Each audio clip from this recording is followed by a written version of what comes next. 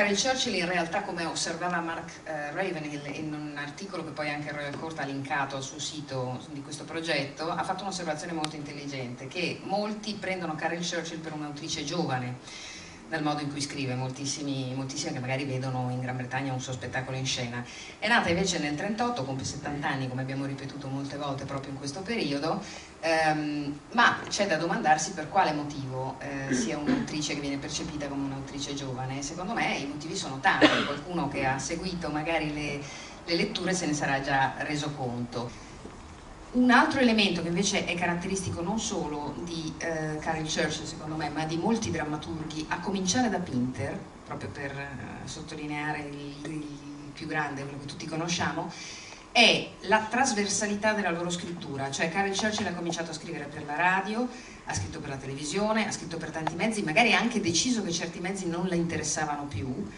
Però in Gran Bretagna, e questo è un ragionamento che io non mi stanco mai di fare quando mi capita di parlare in pubblico, è possibile scrivere per mezzi differenti, anche mezzi popolari, senza che l'intero mondo intellettuale come dire, si inalberi dicendo ah ma no, ma se si scrive per la televisione non si può scrivere per il teatro, non si può scrivere eccetera eccetera. Forse perché c'è anche una migliore qualità dei media popolari, questo sicuramente, se scrivi per la BBC non è come scrivere per la Rai, ahimè, cioè ne siamo non più quantomeno, però questo è un ragionamento che dobbiamo fare, perché l'esperienza di scrivere per mezzi diversi è un'esperienza che arricchisce la drammaturgia, arricchisce moltissimo la drammaturgia, quindi il capire come funziona la struttura di una fiction non contamina, cioè non contamina la drammaturgia, può anche migliorarla, soprattutto se c'è il talento, perché il punto è sempre quello, o c'è il talento o non c'è, non è che stando chiusi in una gabbia e cercando di evitare qualunque contaminazione con la cultura popolare si scrive meglio. Io proprio non lo penso, non penso che lo pensi neanche lei. Passerei invece la parola a Diane Borger, perché la prima cosa che vorrei chiederle è che rapporto ha avuto, cioè di descriverci il rapporto in tutti questi anni fra il Royal Court e Caryl Churchill. I would like you to synthesize a little the importance and the meaning of the relationship between Caryl Churchill and the Royal Court.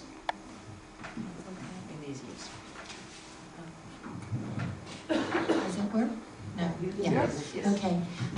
I think sometimes I'd like, the Royal Court has fantastic play development programs. We have loads of ways to attract writers, but sometimes you just get lucky and one comes to you. And I have to say that is what Caryl did. And of all the playwrights who've worked at the Royal Court, and of course there are hundreds and hundreds, she has remained the most loyal or true. And all of the plays that she has written, except for one, were premiered at the Royal Court. And year in and year out, she, well, not quite every year, but many years, she brings us a play. And I know that you quoted that article that Mark wrote a while back, where someone was talking about this young playwright we have, Caryl Churchill, because if you look around and see who's doing radical work, both in terms of form and content, it will always be Caryl. And I know you alluded to her new play, 7 Jewish Children, which just came in last week.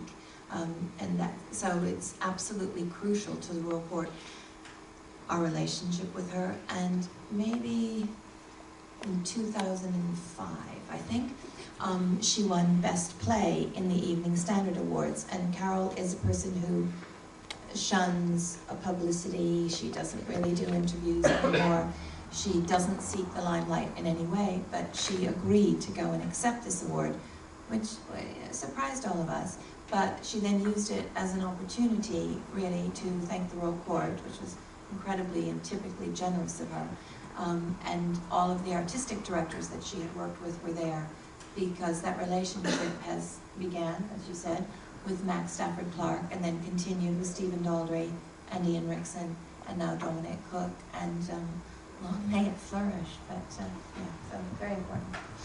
Dunque, dice, il Royal Court ha una lunga tradizione di stimolo, come forse molti di voi sanno, della nuova drammaturgia, perché se li va a cercare gli autori, no? Li chiama anche dall'estero, li porta con sé, li coltiva, eccetera. Qualche volta invece però capita il contrario, cioè capita il colpo fortunato, che è quello che è accaduto con Caryl Churchill, cioè è arrivata lei. E lei dice giustamente ce la siamo anche tenuta, perché insomma non ci ha mai deluso, è sempre stato un investimento straordinario, perché quasi tutte le sue opere teatrali sono state, hanno debuttato al Royal Court, quindi noi sappiamo che nel momento in cui, nel corso di tutti questi anni in cui abbiamo collaborato, nel momento in cui lei ci porta un nuovo testo, noi sappiamo che sarà sicuramente un nuovo testo che ha i germi di quella sperimentazione di cui parlavamo prima, di quella novità. E anche lei cita l'articolo appunto di Ravenhill che era apparso qualche tempo fa sul Guardian, in cui appunto la persona con cui Ravenhill parlava aveva definito Caryl Churchill new playwright, cioè una nuova drammaturga, no? Cioè, per cui, quindi questo accadrà anche con appunto il nuovo testo, quello che vi dicevo prima, dedicato appunto a Gaza, insomma quello che sta succedendo adesso nella striscia di Gaza. Quindi in conclusione il rapporto fra Royal Court e Caryl Churchill è assolutamente fondamentale, cruciale per entrambi. Cita un episodio che secondo lei è importante: nel 2005 Caryl Churchill ha vinto, fra i molti premi che ha vinto, il Best Play, cioè miglior testo teatrale, il premio che viene assegnato dall'Evening Standard. Di solito lei evita la pubblicità, evita le apparizioni pubbliche, evita le interviste. In quel caso accettò di andare a ritirare personalmente il premio. In quella circostanza scelse di sfruttare l'opportunità per ringraziare il Royal Court e soprattutto tutti i suoi direttori artistici, che sono stati diversi nel corso degli anni, con i quali lei si è trovata a collaborare sempre con grande soddisfazione reciproca. Talking about financing, one of the problems in Italy is that the public financing has been shorter and shorter, has been reduced in the course of the years for a series of reasons that I won't explain now. How is the situation in Britain? Is actually public financing working well, especially in your experience? And the second question was, do you have many relationship of co-production with other partners or maybe international partners in bringing your theatre abroad? I mean, Britain's lucky about public financing. It's not Germany, but it's a lot better than America and probably than Italy. So we benefit from that. It's always under threat. Some governments it's more threatened than others, but it's okay for the moment, although the world economic situation isn't going to help. We do lots of co-productions because we never have enough money for our ambitions. So, we look to find money wherever we can, and from private philanthropy as well, and from trusts and foundations. So those, and of course the box office, but those are the things that would finance it. I don't think it's ever easy for anyone, but it's lovely that there's as much public subsidy in Britain as there is. Yeah. Beh, la situazione britannica è piuttosto buona, favorevole, sicuramente non è quella della Germania, che in assoluto in Europa è il paese che ha più finanziamenti pubblici per il teatro, o comunque uno di quelli che li hanno più stabili. È sicuramente migliore di quella americana, che è pessima, e immagino, da quello che mi dite, anche di quella italiana. C'è sempre la minaccia che ci riducano i fondi, sempre, cioè anche con i governi più nominati, ma insomma diciamo che per il momento la situazione è abbastanza accettabile, anche se la situazione economica mondiale ovviamente penalizza tutti quanti. Noi facciamo molte coproduzioni perché non abbiamo mai abbastanza soldi per le nostre ambizioni, i soldi arrivano da privati, da fondazioni e naturalmente dal botteghino. Non è facile per nessuno, però mi sento di dire che è una fortuna, insomma, essere in Gran Bretagna. I think one of the things that's been fantastic is that the Royal Court has kind of realised that actually these rehearsed readings, where you just spend a few days with a play and as a director and actors and get to know it a bit better, is an incredibly good experience for playwrights to go through. So the readings for the Caryl Churchill plays were all directed by playwrights, and it is great to spend a few days in a room, as it were, with somebody else's work and really get to know it. And actually, the more time I spend with that play, The Light Shining in Buckinghamshire, the more you find that there is in there to explore. I think Carol's loyalty, whatever, Carol's relationship with the Royal Court is very inspiring. It's a very, it can be a very kind of nomadic existence, working in the British theatre, moving between theatre and theatre and theatre, and working with different directors and actors all the time. And actually I think that kind of stability of the relationship between Caryl Churchill and the court has probably been very important for her work, and that's certainly something that I would love to love to have, just that relationship with a theatre, ideally with the Royal Court.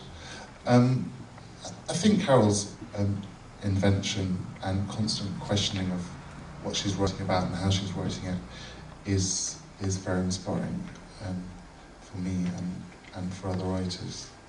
So I think, but I think particularly I was very struck when I wrote my Guardian article for the week that the impact of Top Girl, I mean, a new and loved Top Girl's a fantastic play, but speaking to the female writers, just how much that play had opened up the possibilities of what they could write and how they could write.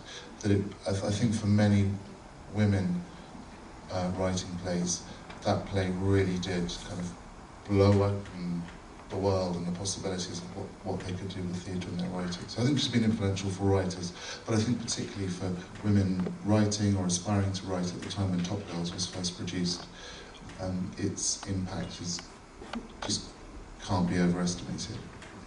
Dunque, in primo luogo la cosa che vorrei segnalare è anche questa fortissima relazione di Caryl Churchill con il Royal Court, che ho potuto verificare nel corso della lettura che io ho diretto, Light Shining in Buckinghamshire, in una serie di letture spesso dirette da drammaturghi.